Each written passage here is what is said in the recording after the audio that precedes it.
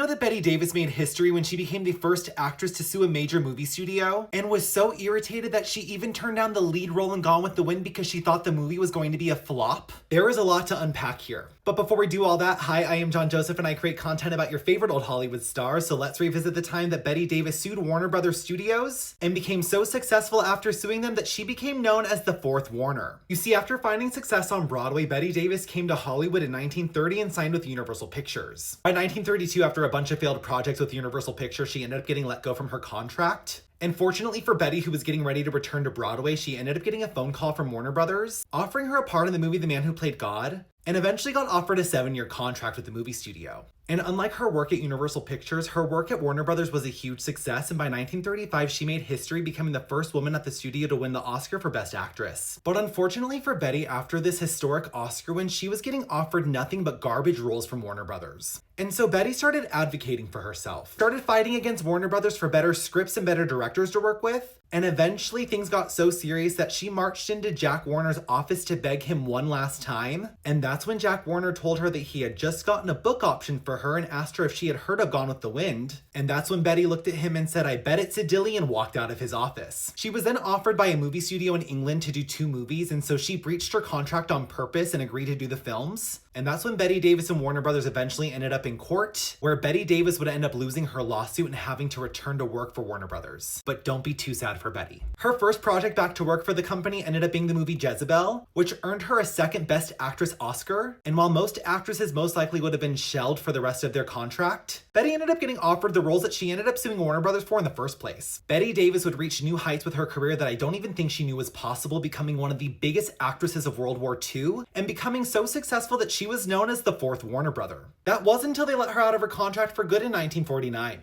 I would like to point out that before Bette Davis was known as the Fourth Warner, there was a Fourth Warner, but he ended up passing away just before the release of the first talking picture, The Jazz Singer.